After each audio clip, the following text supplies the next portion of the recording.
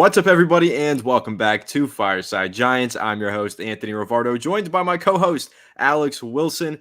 And today we are doing another live stream for you guys. You seem to really enjoy the last one. So we wanted to hop on the live and talk about this Minnesota Vikings trade, how it's going to impact the New York Giants, and pretty much everything in between. This quarterback search that they're on, they might not be on. I know some people still don't believe. We believe that the Giants are, in fact, looking for a quarterback. We feel like we've heard enough news, enough rumors, and speculation from insiders, people within the building, or at least people who know people within the building. So we're going to talk about this Vikings trade because obviously a major change up to the upcoming NFL draft with this trade definitely has a severe effect on the New York Giants if they do plan to look for a quarterback. So we want to go ahead and react to that and talk about anything else that you guys are interested in from your comments down below in the chat. But before we dive into that, make sure to leave a like if you enjoy, subscribe to the channel if you're new, ring the bell so you don't miss an episode, and comment your thoughts down below. And also make sure to follow us on all of our social media channels at Fireside Giants. Without further ado, Alex, how are you doing today, my friend? And what is your initial reaction to this Minnesota Vikings trade? I'm doing pretty good. Some major news, got the fresh cut, feeling good. Lines up in Adam. And, I'm feeling like right now the draft is kind of turning in directions that we knew it was going to get crazy. This Vikings trade makes me a little concerned for the Giants. And I think the reasons are obvious. Trying to get a quarterback now. I know, was it Daniel Jeremiah this morning said that he expects quarterbacks to go 1 through 6. The top 4 quarterbacks are going to be off the board. And, I think Art Stapleton made a good point and said that he made a point to say 1 through 6, not 1 through 4. So one of those guys could drop to 6. We'll see. Maybe the New England Patriots want to move back and they end up giving up that 3rd overall pick to the Minnesota Vikings, who go and get JJ McCarthy or Drake May, and the Giants are left with whoever. Or the Giants say, well, we can move up to 4 and say to ourselves, hey, we can give them the 6th overall pick, not the 11th and the 23rd. They're still going to have the capability to get a blue chip prospect like Rome Odunze or Malik Neighbors or whoever else they want in that kind of range. But going all the way to 11, you miss out on the top receivers, right? This is a really deep receiver class, but you miss out on those blue chip top guns. And I think that for a team like if you're the Cardinals or the Chargers or you're the Patriots, you probably want to build around a Malik Neighbors if you're not going to go quarterback. You might want to build around a Rome Odunze or, a Joe Alt or whatever it might be. Going to 11, you miss out on all of those guys. So there is kind of an argument to make that the Giants have a little bit more leverage than the Vikings because they have the 6th overall pick. And I think that's kind of something to make a point of. But, just to address some people in the chat, Applesauce Joey, what's good? Ron Juan, what's good, gentlemen? Doing great. Hope you're doing great yourself. Yo, guys, we need a quarterback. Agreed. And this whole narrative that, what's his name? Drew Lock was going to be starting or something like that is ridiculous. Even he said it, this morning, that he's not going to be starting. They never said he was going to be starting. Actually, there was kind of an interesting thing, Anthony, I want to get your take on. The GM of the Seahawks yesterday goes on the radio and says, well, the Giants told Drew Lock he'd be able to start and he'd be competing with Daniel Jones for the starting job. Complete BS. Do you think that there is some leftover maybe attitude from the Giants blocking Mike Kafka from interviewing there? Because that was something that somebody had brought up. And so that makes sense. They were kind of pissed about it. Do you think that was kind of the Seahawks GM of kind of throwing a little slight at Joe Shane, mess with their draft plans a little bit? Yeah, maybe. That's kind of interesting. I hadn't thought of that. Definitely is a little bit of a comment that might bother some people in the Giants organization. They're kind of just throwing some controversy. The Seahawks GM was throwing controversy over at the Giants that maybe they didn't want and maybe they didn't need right now. So I think that's a pretty interesting perspective to have, that maybe, just maybe, the Seahawks are a little bit sour about having Mike Kafka blocked from becoming offensive coordinator. I hadn't even thought of that. But I do think that his quote was really interesting. Before I dive into that, I just want to say, RSG NATO, what's up, man? Good to see you. Sam Fountain, hello. Rosario Guzzo, what's up? And Candyman, a member of the channel. Hey, guys, love the show. We appreciate you. Thank you for stopping by in the stream. But talking about kind of that Seahawks quote, the Seahawks GM's quote there, with Drew Lock potentially leaving for a Baker Mayfield type situation. I know that, of course, Drew Lock in the interview today said that's not the case. He doesn't know where that came from. He said that the Giants, the starting quarterback is Daniel Jones. That's all the stuff that Drew Lock has to say, though, in my opinion. I do think that this could turn into one of those competitions, one of those Baker Mayfield situations if everything goes wrong. And my reason why, Alex, is kind of what we discussed yesterday, where with Daniel Jones and that injury guarantee in the 2025 season of his contract, if he gets hurt next year, then they're going to have to fully guarantee that. If he starts playing poorly at the beginning of the year, there's a very good chance that they bench him due to financial reasons. And then Drew Lock does have an opportunity in the second half of the season to have his Baker Mayfield moment. So whether or not the Giants said that to him, whether or not that was something that they discussed, it's definitely something that the Seahawks GM probably noticed and said, hey, there might be a scenario here where Drew Lock starts and has his Baker Mayfield situation. So maybe it wasn't necessarily the Giants told Drew Lock that, but maybe the Seahawks GM inferred that, because I do see where he's coming from. And I do think that when you're looking at the reality of the situation, there is a pretty solid chance that Drew Lock takes starting snaps at some point this season. Look at Daniel Jones's injury history. Look at that injury guarantee in the contract. There's definitely an opportunity here for Drew Lock to potentially get his way into the starting lineup and try to have his Baker Mayfield moment. Will that happen? Do I think it'll happen? Probably not. I'm not a big Drew Lock believer, but I think he's a good backup and I'm excited about it. But now, Alex, I really do want to dive into that Seahawks trade and kind of talk about what it means for the Giants a little bit deeper. If you guys aren't aware, here is what the trade package was.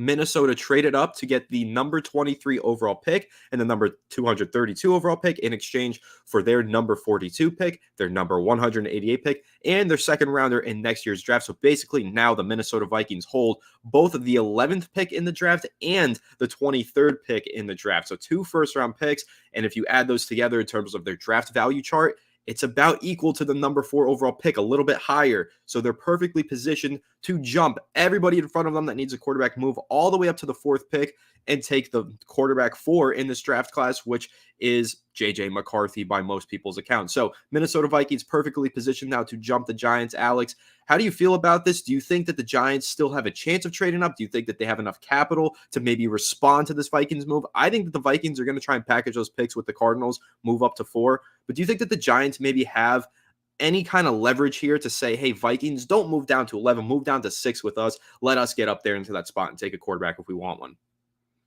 Well, you make a good point. They certainly have the value. If you look at the actual value chart, as you suggested, they do have the capital to move up into that, 4 to 5, 4 to 6, 3 to 6 range, which is not good for the Giants because then you have, another team going up to potentially get the quarterback they want. I was reading this morning, the Giants, there's buzz around the Giants liking J.J. McCarthy. I know a lot of people it's like kind of 50-50 right now. Either you love him or you hate him kind of situation. But I think the consensus right now is that he's going in the top 10. If the Giants want to get a quarterback, he's going to have to be one of the players that they're okay with drafting because it's really going to be him or Drake May. And for what it's worth, Drake May's stock falling right now. I don't know where that's coming from. I don't know why that is actually a thing. I don't know what people are seeing. I mean, Drake May is just as good as J.J. McCarthy, if not better.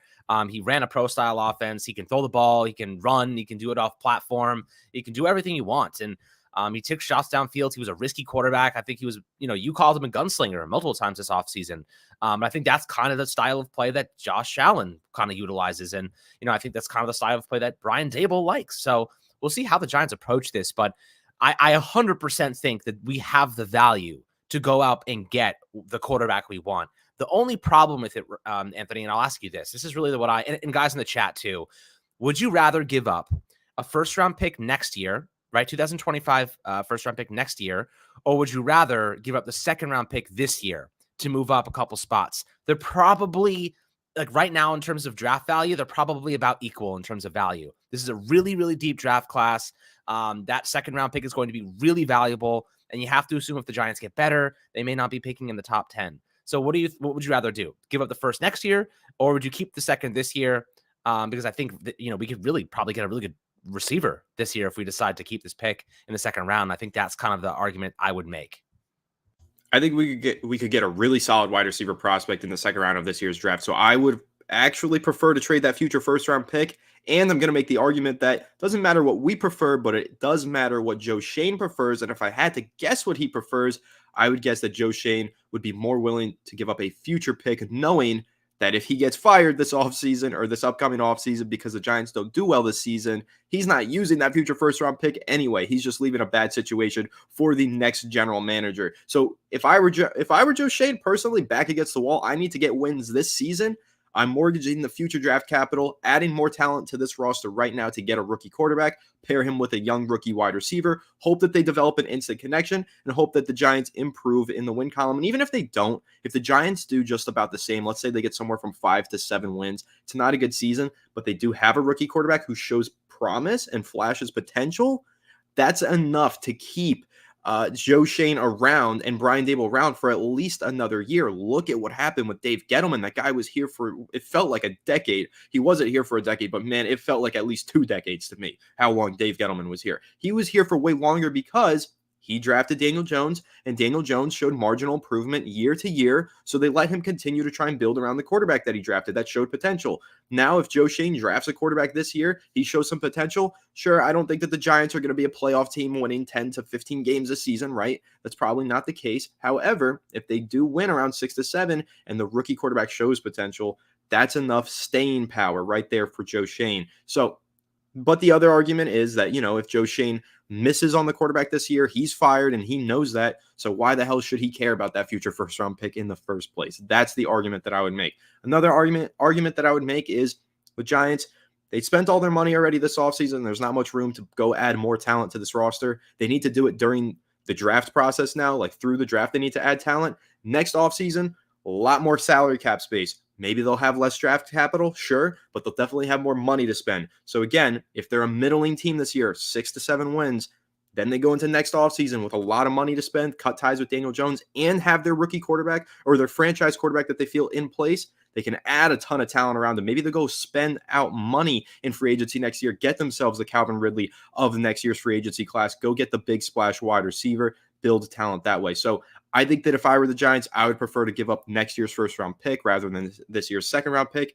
You really need to add more talent to this roster right now, but I could see it going either way. Some fans don't want to give up a first round pick because if the Giants suck this year, well, then they're not going to have their first round pick next year. Look at what just happened to the Carolina Panthers. They would do anything to have the first overall pick in this draft right now. So it goes either way, but for me personally, Alex, just to answer your question, I would go the route of giving up that future first round pick. But I do think this is a good question here from Bear315. Thank you for the donation. Trade down with the Vikings. We're talking about the Vikings potentially jumping in front of us and trading in front of us. What about trading down with them? Alex, do you have any thoughts on that one? Look, trading down is not my preference. I think we kind of need the quarterback position solved for the future. And guys, I'll give you a little bit of insight into my logic, like how I think about moving a first round pick next year before I kind of address trading down and what that might look like, why you would do it. The reason that I will be willing to give up the first round pick next year is because our cap space is going to take a major step in the right direction if you get the quarterback, right? Assuming that you trade that first round pick to go up and get a quarterback, let's look at the cap space for next year for a second. The Giants right now have $47.5 million, and that includes Daniel Jones and Darren Waller on the roster, who combined the equivalent of about $56 million in cap space. Now, if you cut Daniel Jones, you save about $20 million. You can open up about $30 million maximum by spreading out that cap hit along the final 2 years of that contract. In addition to that, Darren Waller's probably going to retire. So you don't even have to worry about that $15 million. You can save that. That's another $15.5 million added to the cap space. So right now we're already around $60 million just from Darren Waller leaving, the $30 million from Daniel Jones. Now you're up to $90 million. So now let's take into account our draft class this year and next year, and we don't have the first round pick, so that's another $7-8 million saved, probably more like $6 to $8 million saved, depending on where that pick is. But overall, we'll have about $80 million, $75 million, and that's not even considering the caps. The cap could go up even further than we think right now.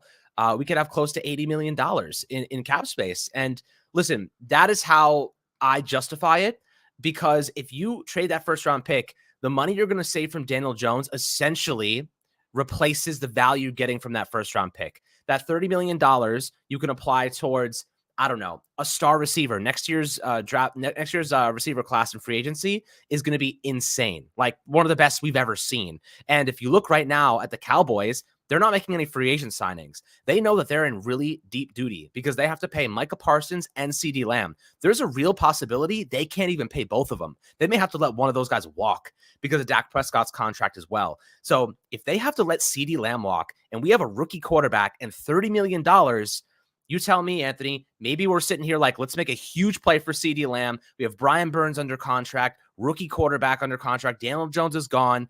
And that first round pick turns into CeeDee Lamb because we have the cap space saved.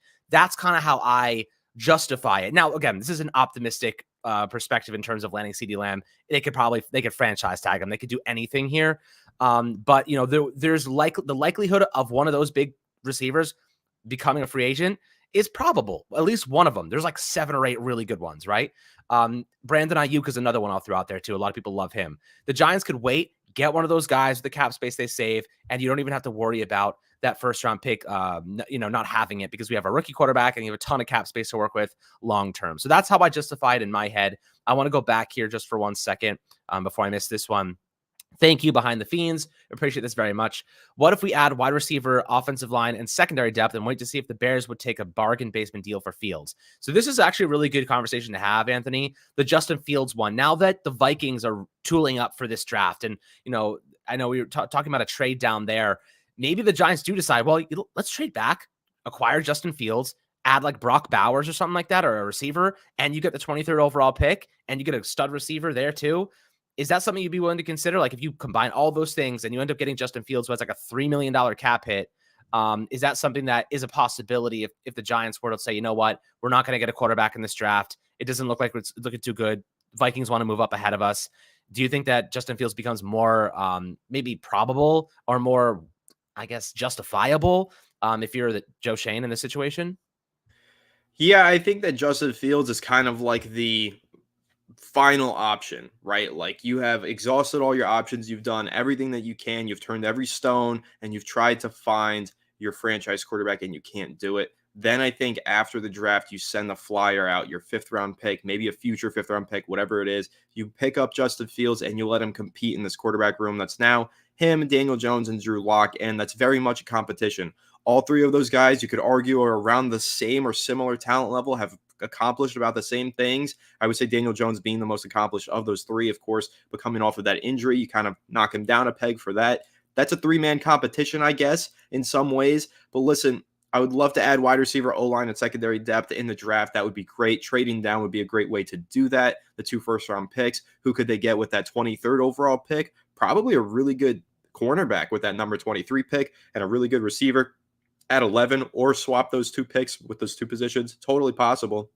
But trading for Justin Fields would be my last option move. If I'm the Giants, I'm doing everything that I can to land one of the top 4 quarterbacks in this draft class, because at the very least, you're getting a rookie quarterback on a 4-year contract with a 5th-year option. When trading for Justin Fields, you're trading for a guy on a 1-year, basically prove-it deal. And now it's only worth $3 million, so they can easily put it under the salary cap space.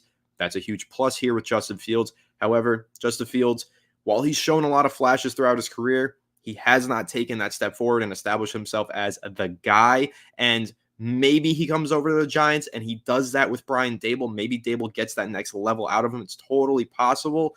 But on the other hand, that kind of leaves you in a tricky situation as well. If Justin Fields does have a good year, is it just a flash in a pan? Can you really justify paying him, picking up his 5th-year option? I think his 5th-year option was already declined. Can you justify picking him up, franchise tagging him? It gets really, really tricky to that point if Justin Fields does play well for you and you're the New York Giants after trading for him on this 1-year deal. So it's kind of a huge variable and a huge risk in some ways. The draft capital is a low risk, right? It's going to be a late round pick. Nobody seems to want to touch Justin Fields with a 10-foot pole. But again, I think this is why, because even if you trade for him and he does find success in that 1 season, then you kind of have to pay him. And that's scarier than even just acquiring him, or maybe to some teams scarier than being in the quarterback hell that they're currently in, because that could kind of put you into another quarterback hell. What if you trade for Justin Fields and you get roped into giving him a Daniel Jones contract 2.0, and then he gets hurt the following year and you're back at square one? So it's a little bit scary. I'm not entirely sure if I would make the trade for Justin Fields. I would do it at the end of the draft if the Giants can't find their quarterback, sure. But I wouldn't bank on Justin Fields. I wouldn't trade down from number 6 to get all this draft capital because you know that you're picking up Justin Fields later. That's not what I would do. I would try proactively to get up into the top 4 selections. If I can't do it, I'm probably sticking and picking at number 6 overall and then exploring the opportunity of maybe bringing in Justin Fields to compete. That's where I stand with it. not a priority player. It's like literally the final last resort option for me is Justin Fields. But got another donation here from Connor Satchsey. I hope I said that right. Thank you though so much. And One Neighbors or Odunze, second round Rattler, Spencer Rattler. Alex, how do you feel about that one? I would say this. Pick number, what is it, 47 that we hold? Too rich for my liking for Spencer Rattler now. After that combine especially, he tested really poorly athletically, wasn't impressive. Spencer Rattler is like very short, came in very short, undersized, arm didn't look all that great. Second round, too rich for me now. Maybe with pick 70 in the third round. But again, that's kind of like the same thing as the Justin Fields last resort. I'm not trying to take one of these quarterbacks that's such a project with tools or has, questionable tools. I'd rather just go up and try and trade up for the guy. But you know what? If the Giants do land Malik Neighbors or Rome Odunze at number 6, I'm going to be thrilled anyway. Those are special talents. Yeah, I think that's kind of the first thing I want to say is like, if we end up with Neighbors or Odunze, I'm really happy. Like those are 2 blue chip prospects, WR1s for the next 5 years for us. And having those receivers under contract is ideal. Now, the first thing everyone asks when you say either of those 2 names, who's throwing them the football? And it's a damn good question. And I think a lot of people really are, wondering who that long-term quarterback solution is. I think that's what we're all wondering. But listen, second round for Rattler. I'm not the biggest fan of the second round for Rattler. I like him in the third round, kind of like what you said. He's more of a little bit of a project for me. He's the kind of guy you sit and he does not dress for a season. You know what I mean? He sits there, doesn't dress, learns the system, and then gets an opportunity to compete for the starting job in 2025. They take the Allen Daniel Jones contract. They go out and sign someone who could, give him a run for his money. But again, like, is that really how we want to go about solving the quarterback position? Bringing in a guy who like could develop. Here's the thing.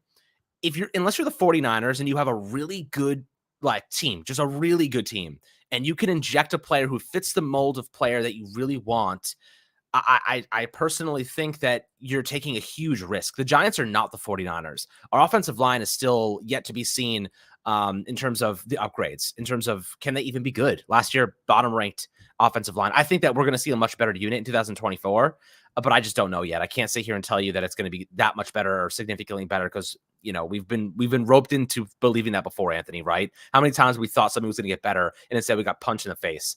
That happens every single year with the Giants, seemingly. But I kind of get that idea. Now, off chance we decide to pick a quarterback in the later rounds, would you pick Jordan Travis, Joe Milton, Michael Pratt, or Spencer Rattler? Out of all these guys, I'd probably take Spencer Rattler. There's a lot of people that would say Joe Milton, and I get it. He has a sick arm. He's a big guy. He's athletic. He can move, but he is wildly inaccurate. Like the dude is, he could throw the ball 70 yards downfield. This guy is an absolute cannon for an arm, but he misses like 70% of those throws are overthrows or underthrow. Like he just doesn't have the touch. I think at the NFL level, and a lot of people will say, well, Josh Allen didn't have the touch either. I think they're very different players for many different reasons. But Joe Milton, if he landed in the right spot, I think he's a little bit older too, if I'm not mistaken. I don't think Joe Milton has a year or two to sit and learn. Maybe he'll be a good backup. He could be a good backup for a while. Maybe he graduates and finds his groove and finds a good team to play for. But, if you had to pick, Anthony, which one I think I'd go with Spencer Rattler still. But is there anybody else here that you think might be interesting? First and foremost, shout out to Jordan Travis. Love the guy. Palm Beach Gardens product. Right over, literally 5 minutes from me. I could walk over to the Benjamin School where he played high school football. So I'm rooting for Jordan Travis. Played at FSU. Obviously had the terrible broken leg injury from the hip drop tackle. That stinks. I really wish that didn't happen to him. FSU probably goes into the playoffs. I think he balls out. They had a real shot at it, in my opinion, with Jordan Travis on the field. But the injury, now it's really questionable. Will he even be drafted? Probably an undrafted talent. Was probably looking at being a late round day 3 talent. Now probably going undrafted. It really sucks. I hope that he could find a team that is fine with him being injured, lets him get healthy, and then develops him. And hopefully he could become something in the NFL. Really rooting for Jordan Travis, my hometown product here. But Joe Milton, I'm not crazy about. I think he's too inaccurate. I think that, yes, there's tools and there's traits, but that's the project of all projects. The Giants aren't a team that needs a project backup quarterback. They need somebody who actually has starting level upside. I personally don't see that with Joe Milton. Some of you may. I don't. Pratt as well looks like he's going to be a great long-term backup throughout the NFL career that he's going to have. I don't think that that's what the Giants are looking for. Rattler does look like he has that starting level upside. So that's the guy that I would potentially target out of all of these guys. But even still, like I mentioned, if the Giants don't wind up drafting a quarterback in the first round, I'm not sure that I would necessarily do it in the first place. I'd probably just go ahead and send that late round pick for Fields at that point. Or maybe in round 2, if they get a stud receiver in round 1, I would consider a guy like a Bo Nix. I like Nix. I think that his floor is really high. His ceiling's not very high, though. There's a lot of red flags with the quarterbacks the later into these prospects that you get. But it's really those top 4 guys for me that I'm interested in and hope that the Giants are able to land one of them, whether they're trading up or whatever the case might be. We also had a donation here from Christian. I'm not sure what currency this is, but thank you for Norwegian krone. There you go. Crazy. I don't think I've ever been given a krone before, so I appreciate that, Christian. Really generous of you. Seriously, thank you very much. But yeah, Alex, of those quarterbacks, I think Spencer Rattler is easily the one who's ranked the highest of those, easily the guy that I would feel the most comfortable with for the New York Giants. But I think rather the question that I would like to ask you is, let's say that they do go stud wide receiver at number 6, then picking number 47. Is that somewhere that you would be comfortable taking either a Michael Penix or a Bo Nix, or are you pretty much first round quarterback or bust? You know, a lot of people, like some people, there's a small niche of people that think Michael Penix is like a godsend. You're right. Like, I think he's like the guy. I mean, there's a couple Twitter accounts that I recall what the hell is this person talking about, that were like, Michael Penix is the best quarterback in this draft class. I instantly lost brain cells reading that, but is what it is. I don't think, look, and this is the argument I'm going to make, guys.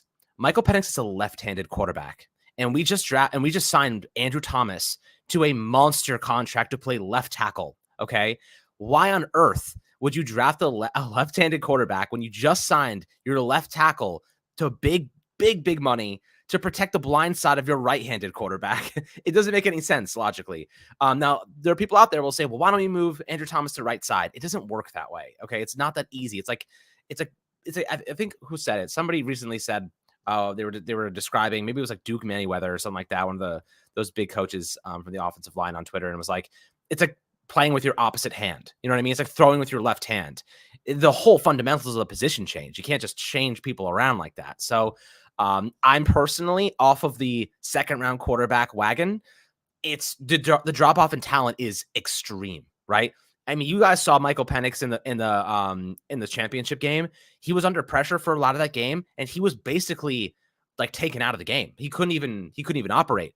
Imagine him in the Giants offensive line. Good God. I mean, imagine him facing NFL level pass rushers.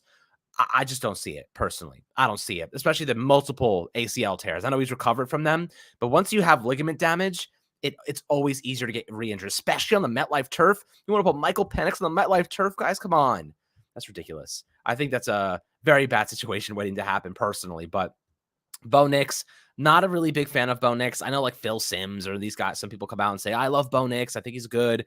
At the Senior Bowl, he was awful, horrendous. His draft stock tanked him to the second round in the Senior Bowl. And that's problematic, right? Like he showed up in a high leverage situation, a chance to show what he could do, and he completely failed. He completely flopped.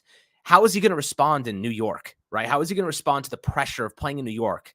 That concerns me a little bit. So I kind of feel as though right now the Giants seem to be going after the guys who stand up into pressure and say, you know, I think that this is the guy. This is the guy who's going to be able to handle the New York media market. That's why I love Jaden Daniels, by the way, because I think he's got that quality. Like he's got that capability to say, like, I play at one of the biggest schools, and every time we play one of those big teams, I show up and I ball out, right? I know a lot of people like JJ McCarthy's had some good games against good teams. I know, Anthony, gave me that freaking smirk. I saw it all over your face. But I also don't necessarily think that they relied on him against those big teams. So we'll see how it goes in terms of, can he play up to those expectations at the NFL level? But you know me, like Jaden's my guy because I do believe that he obviously has done it, and he throws the ball a lot in a very high octane offense. And, you know, a couple of good guys right now, I believe that there's some good quality prospects that they could add in the second round if we did manage to keep that second round pick. But I do want to address something with you, Anthony. A couple players, or actually one player the Giants just signed. I wanted to give you guys some insight into this. So Aaron Stiney, 30-year-old offensive guard. The Giants just signed today to a 2-year deal, formerly of the Bucks. So Ben Bredesen actually goes and signs a 1-year deal with the Bucks this afternoon. We get Stiney, or Stinney, however you say his last name. This is a decent player. Why? He has experience at left guard and right guard. He is on the Tampa Bay Buccaneers the last couple of years. I think he won a Super Bowl there. So, pretty decent player. I'm looking at his numbers. He has a couple of bad games last year at left guard, but he also had some really good games. Like, I think there was 5 or 6 bad ones, but like 10 pretty solid ones. So he's inconsistent, but that's why you're bringing him in to be a depth piece. I think one of the biggest problems with this Giants team has been depth. Anthony, how do you feel about it in terms of the Giants reinforcing this team? This offensive line is going to look a lot different for a lot of reasons, but they brought in substantial amount of support. Whether you agree with how good these players are or not, the personnel is different. The coaching is different. I'm pretty excited about it because that's what we needed. A major overhaul. Joe Shane probably looked Brian Dable in the face and said, never again are we going to have happen what happened last year. And for what it's worth, Runyon, lots of playing time. Jermaine Illuminor, lots of playing time. Runyon specifically stays healthy, which I am really, really happy about. Yeah, listen, with this signing, Steiny, whatever his name is, whichever offensive line they bring in, it's really just about adding depth and making sure that they don't find themselves in a situation where they need to call somebody off the couch to get back on the field like they did with Justin Pugh. The Giants don't want to find themselves in that situation again. Hard lesson learned. Here's the result of that. Signing depth here. And I also view this, Alex, as insurance for Evan Neal, right? They're going to end up moving him to guard most likely. I think Jermaine Illuminor is going to win that starting job at right tackle. But what is the result of that? Evan Neal moves to guard. What if he continues to struggle at guard? Then you need somebody with starting experience and some quality to step in and get on the offensive line and move Evan Neal back to the bench or whatever the case might be. And also, Evan Neal's been injured a lot. He's missed a lot of time with injuries through the first 2 seasons of his career. So just adding depth there at guard, I feel like is really important. The Giants obviously losing Ben Bredesen. That kind of sucks because he is somebody who's familiar with the team, the training facility, the coaches, the players, all that stuff, yada, yada. So seeing Ben Bredesen leave, not ideal. But Ben Bredesen left on a 1-year deal. This guy that they signed, Steiny, whatever, they brought him in on a 2-year deal. So now they have a little bit more long-term depth. I wouldn't say it's long-term, but, it's not exactly a one-off deal. So they can have this guy going into next season with a little bit of continuity as one of their backup interior offensive linemen. The Giants do have a lot of backup interior offensive linemen, though. So we'll see how it shapes out. Some of these guys are going to get cut, maybe traded as well. I could see that happening during preseason because when you're looking at what the Giants have here, Steiny now, they brought in some other guard as well.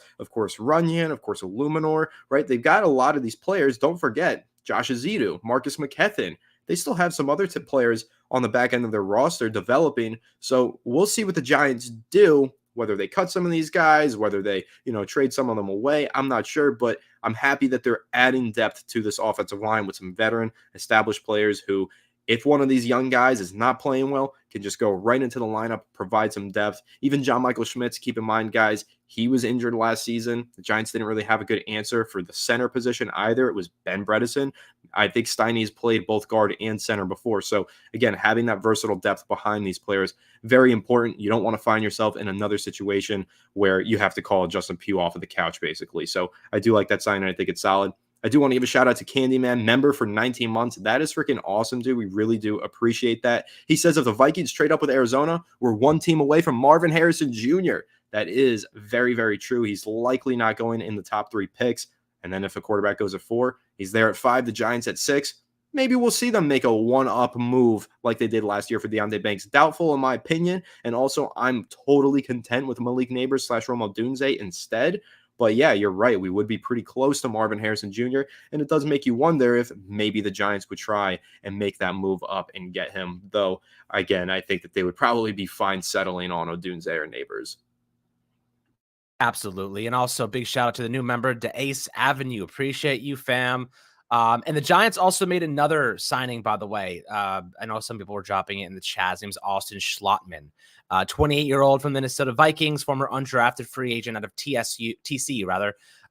Denver Broncos scooped them up a couple years back in 2019, as I suggested, and spent the last 2 years with the Minnesota Vikings. And last year took a pretty big step forward, actually. And he plays all the interior positions, both guard spots, and a lot of experience at center. And obviously with John Michael Schmitz, he can probably back him up. That's probably the goal for, Austin Schlottman this upcoming season. He will be that primary backup to the center position. And then Steiny will be the guard kind of swing there. And then, of course, you also have Josh Azudu and Marcus McKethin. I think Josh Azudu probably ends up being our versatile utility tackle, probably that left tackle, left guard type of situation. So we'll see how that goes. But let's get a couple more in here, and then we'll start to wrap it up here. Thank you again, Bear. We appreciate you very, very much. I think you've donated a couple times this episode, so we really appreciate that. Besides the top wide receiver in this class, who would you like to draft if we decided to go second round for a wide receiver? I like Troy Franklin. Who do you guys like? So Brian Brown just kind of said exactly what I was thinking. This is if Ladd McConkey dropped to the second round, I would trade up to go and get him. I freaking love Ladd McConkey. I know he's not Xavier Legette size and frame. I know he doesn't have that crazy, just quintessential wide receiver stature, but this dude runs damn routes. He freaking runs routes, and he gets open. You know what I mean? You see some of these really great route runners like Puka Nacua. I think he's got that agility. He's got sick hands. Really fast. He's a smart player. He's a full effort guy. I really like the situation where the Giants say to themselves, let's go get that top receiver on the board that's there in the second round. Let's move up and land that guy. I would not be upset if we manage to secure Ladd McConkey. I know, Anthony, Xavier Legette's another guy that could be there in the second round. That's one of your boys. Is there somebody that you like in the second round if the Giants maintain that pick and then, we have a shot to maybe move up a couple spots and get that player? Yeah, I've studied the wide receivers in this class rather extensively. So I'll say to your point about Ladd McConkey, I don't think he's really missing that stature. I think that he's 5'11", 186. That's similar to what Odell Beckham Jr. was coming out of college. So, he's got enough size to play inside and outside, in my opinion. And I think that shows up on his film. He's pretty physical. He's a phenomenal route runner, as you mentioned. And when he ran that 4.39 40 at the combine, I mean, he did himself a lot of favors. I don't think Ladd McConkey makes it to 47. I actually think there's a good chance that he goes inside the first round. So totally possible there with McConkey. Really solid talent. I like him a lot. Glad you mentioned him. Troy Franklin is the one that Bear asked about. I'm lower on Troy Franklin than most people. I view him as a one-trick pony in some ways, very much just a vertical threat, runs a lot of go routes, doesn't have an expanded route tree, and I'm not sure that I see the tools and traits to expand that route tree. I know a lot of people disagree with me, but there are some nuances to it that if I were to dive into, I'm not too crazy about Troy Franklin in round 2. Some of the other players that I like, I know that I've mentioned before on the channel, Jermaine Burton out of Alabama. I do like him. I think he's going later in the draft, though, because of some off-the-field concerns is what I'll say. So Jermaine Burton, though, really fluid route runner, a lot of athleticism. Another player that I like. Don't sleep on Jalen Polk, the other Washington wide receiver. Big body guy, really great at those contested catches, a red zone threat. Maybe not the most refined route runner, maybe not that WR1 potential. However, if you want a solid number 2, a solid guy who could be a red zone threat for you, I like Jalen Polk. Anybody else? Of course, you guys know how I feel about Xavier Legette. I've exhausted all my thoughts on him. I don't think I need to dive into him too much further. I think he's a round 1 player that's going to go in round 2. I love everything that Xavier Legette brings to the table. And then the last one, I will shout out your boy, Alex. Not at number 47, much later in my opinion, but I know that Malachi Corley is a name I would be remiss if I didn't mention here. And actually one last name, Ricky Pearsall out of Florida, good route runner. I think that he's got a pretty high ceiling in the NFL as well. Yeah, I know a lot of people are throwing like AD Mitchell into the mix here. I think he's probably a first round wide receiver at this point in time. This draft is so deep, guys. That's why I'm like, we have to keep that second round pick if we can. You could get a WR1 in the second round these days, or at least in this draft class. Like, it's that good. Legette could be a WR1. AD Mitchell could be a WR1. I do like Malachi Corley in the third round. If he was there, he's an extension to the running game for me. He's a good, very underrated receiver good route runner, in my opinion, and the dude is physical as hell. You know what the Giants are missing?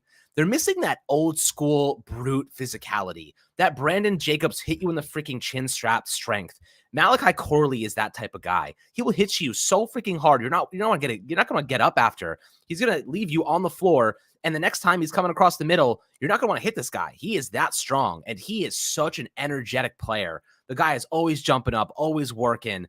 I really, really like Malachi Corley. A team that drafts him in the mid rounds is going to, and if they utilize him in the right way, in their scheme, they scheme him into certain spots, he is going to be a really freaking good player for a team. I could see him being really good on like a team like the 49ers, where they scheme him into space and just let him go. A team like the Rams, get him into space, let him go. Even the Falcons, like use him kind of like, maybe this is a hot take, Anthony, but maybe utilize him kind of like Cordarrelle Patterson. Utilize him as more of like a little bit of a receiver, but you can use him as a running back too. That's how strong this guy is. So I'm definitely curious to see how a team operates when they use Malachi Corley like this. But I really like him. I think he's going to be a nice little piece for somebody. And want to throw a little birthday shout out to Steven Arce here. Happy birthday, my guy. You've been around for a minute. Really, really appreciate you. And Anthony, I'll let you take this one here. And I think we have another one to hit as well. But yeah, I think there's a couple more comments I want to get to. Yes, sir. I like this one here. I like Rattler, but if only in the second round. Also, hold on. Shout out to Stephen RC. Happy birthday. Now I read the comment. I like Rattler, but if in the second round, I think he'd be a good pick to sit behind Jones and lock for a season. His pro day looked good. Pro days are tricky. Sometimes players go to those pro days and they look like absolute superstars. And a lot of that is because they've been practicing with those specific players, doing those specific drills over and over until they perfect them. It doesn't necessarily translate, but that's also why, pro days always look better than combines. It's why certain quarterbacks don't throw at the combine. So you do have to keep that in mind. Listen, Spencer Rattler, nobody's fought through more adversity than that kid. He's done it all. He's been through a lot in his collegiate career. He's definitely got what it takes in terms of mental makeup to succeed at the NFL level. But there are flaws to his game that might hold him back at the next level. And so you're right. If he were to be taken by the Giants or really any team, he probably does need at least a year to sit before he's ready to go. And I think that if he does end up having a successful career, I think it's because he finds himself in a situation similar Oklahoma quarterback Dak Prescott. He was drafted behind a franchise veteran quarterback in Tony Romo.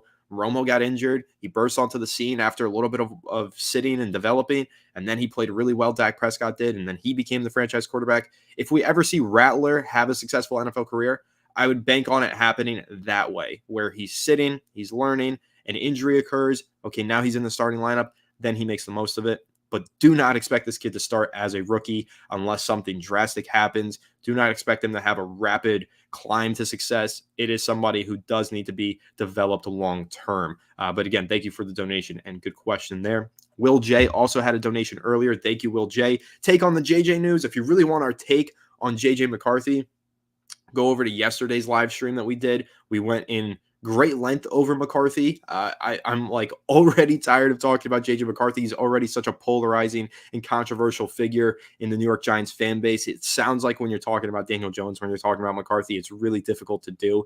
I like McCarthy. Alex doesn't like him as much as I do. I really like the kid. But our take on it is, my take on it is not necessarily that the Giants just love JJ McCarthy so much. I don't think that's what Connor Hughes' report was saying. I interpreted his report as the Giants covet JJ McCarthy at 6, but that's because they just covet a quarterback. Like they want a quarterback no matter what.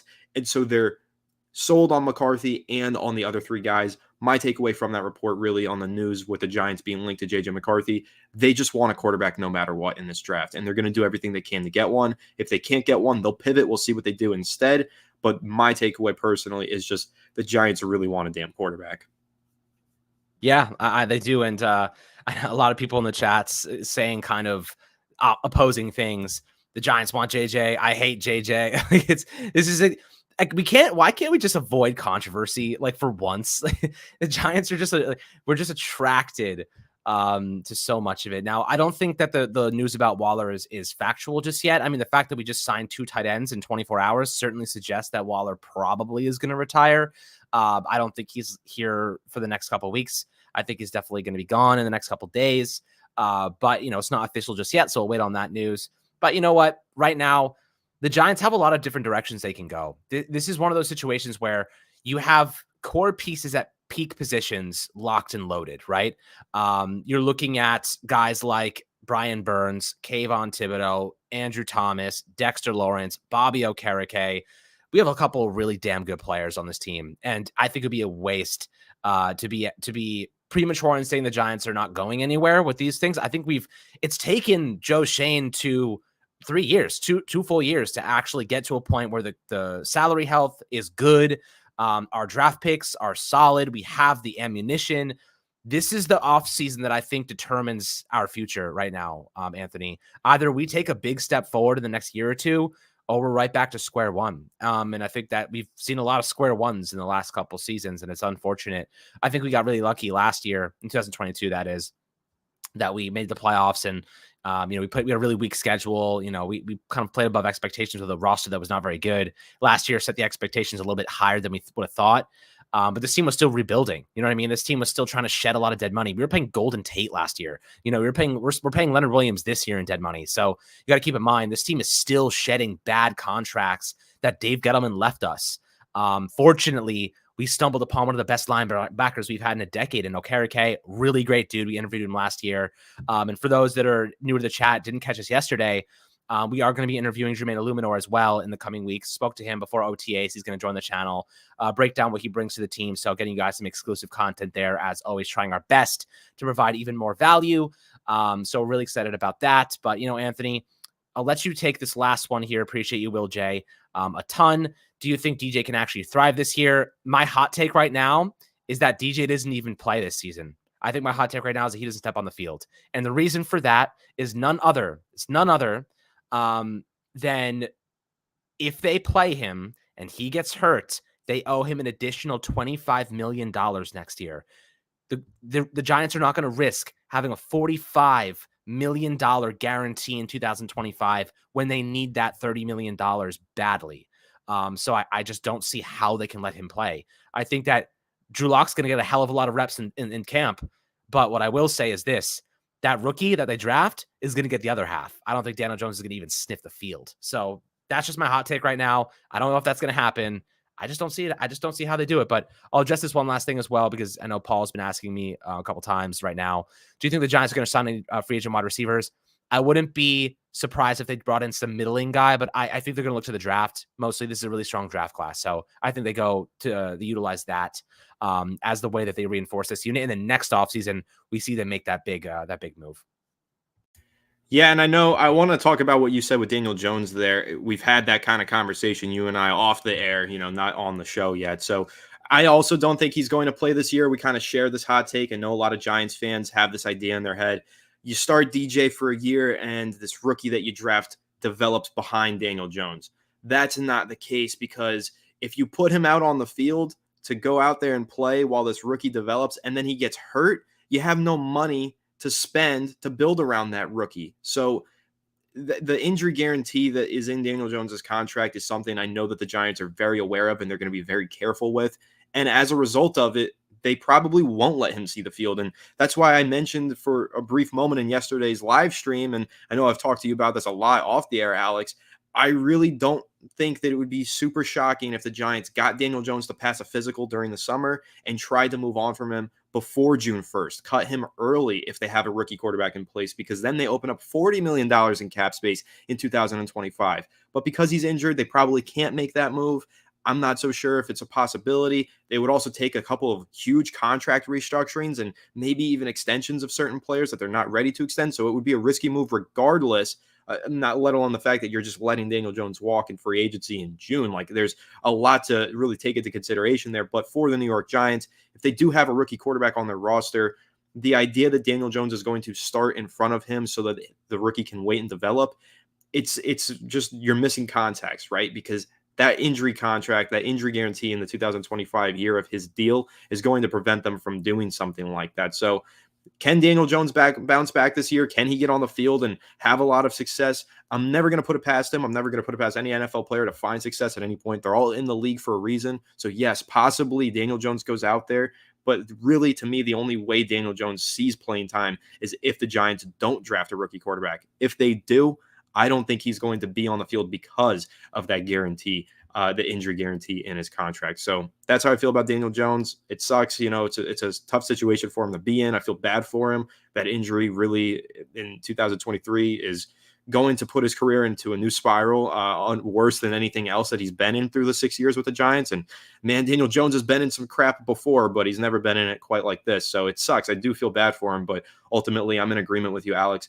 I don't think that the Giants are going to let him see the field unless they absolutely have to put him on the field. So Fireplace Gaming with another donation. And then I think we are ready to wrap this one up, guys. Thank you once again for tuning in. But Fireplace Gaming said, with all the Giants picks in this draft, should the Giants focus more on the offense or the defense? I wouldn't mind at least 2 cornerbacks. So one thing that I'll say, all the Giants picks in this draft, they don't have many. They only have 6. I tweeted about that earlier today because the Giants posted a picture of their 6 draft picks that they had and said, here's all of our draft capital. And I was like, for a team that's supposedly entering this rebuild and trying to build this roster from the ground up and restart this team, 6 draft picks going into this crucial draft class, not a whole lot. So they don't have a whole lot of draft picks. Should they focus more on the offense or the defense? I would say the offense. I feel like their defense got bolstered heavily through free agency, but they do need a cornerback. So either they got to add 1 to 2 free agents plus take somebody probably within the first 3 rounds of the draft. So we will see what happens in the draft. Of course, there's still a long ways to go. Maybe the Giants add more draft capital through different trades between now and then. Maybe they lose more draft capital, end up with only like 3 picks in the total draft because they traded up for a quarterback. I'm not so sure, but what do I think they're going to focus more on? Offense, because I think they're focused in on trying to get that quarterback, and if not, they're going to pivot to get that WR1.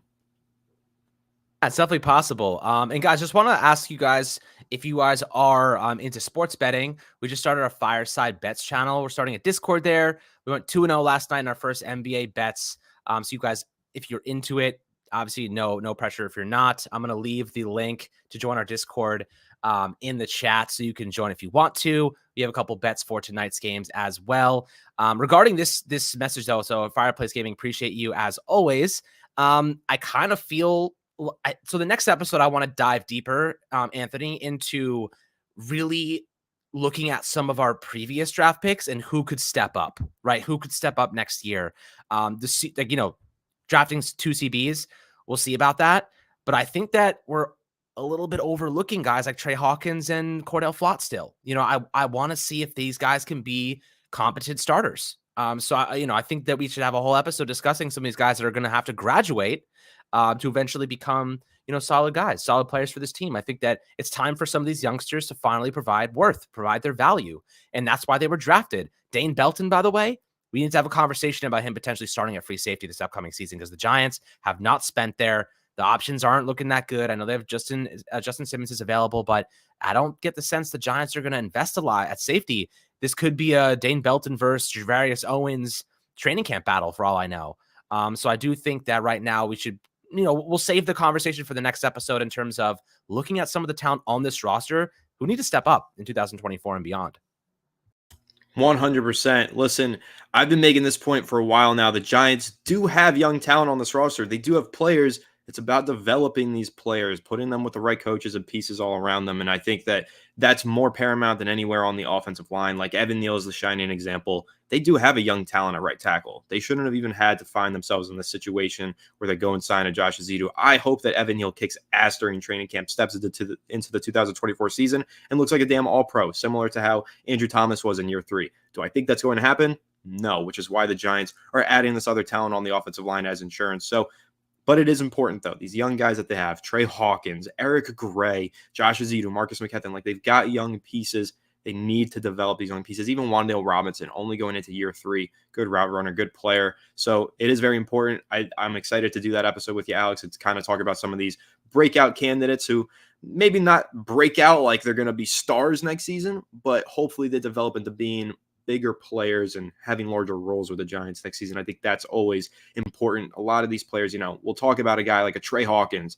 We're not expecting him to be a CB1 in this league, but if he can at least become a CB3 to 4, that's pretty good for a 6th round pick. That's the reality of the NFL. Those late round picks, if you can get them on your roster long term, that's good. But I think that's pretty much going to wrap this one up. We did cover a lot of different topics in this hour. We were planning on only going for about a half an hour, but we love you guys all way too much. We do appreciate you all stopping by, and we just have a lot of fun sitting in the chat and talking to all of you that are just very loyal to this channel and very active in this chat. And yeah, you're always here, and we appreciate you. So, Alex, any closing messages for the viewers?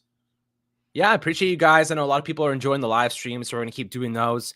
Maybe we'll do even more than one per week, because I feel like maybe instead of just doing a traditional episode, it's more enjoyable even for us to be involved. And obviously, sometimes crap happens live, and we're like, damn, we wish we were live streaming right now, or we could react to the Giants making a blockbuster trade for Brian Burns, or like suddenly draft picks are being swapped and stuff. So I kind of like having the ability to like live react to things as they're happening and discuss these things. And obviously we cover a lot more information and stuff, you know, with you guys commenting and whatnot. So appreciate the love as always. And Anthony, I'll let you send us off. Yeah, let us know what you guys prefer. If you like the normal uploads that we do, or if you want us to do more live streams, maybe if you want this to become the new normal, it's something we could think about and consider. Just let us know down below. We're always reading the comments, always looking into the live chat as well. So go ahead and drop those thoughts down below before we get out of here. But we appreciate your feedback, and we're always paying attention to it. So whatever you guys want this channel to be is what it's going to be. We are men of the people. We are here to provide for you all in the chat. So we'll definitely make the lives more normal, though. We will be doing them more frequently regardless. It's something that we've been wanting to do, and now we're in position to do. So we will be doing more live streams regardless of whatever. But, you know, just happy to hear any and all feedback down below. And again, thank you all for tuning in. Make sure to leave a like if you enjoyed this live stream. Subscribe to the channel if you're new. Ring the bell so you don't miss an episode. Comment your thoughts down below. And of course, go ahead and follow us on all of our social media channels at Fireside Giants. But we will catch you all on the next one. Have a good one, and let's go Giants.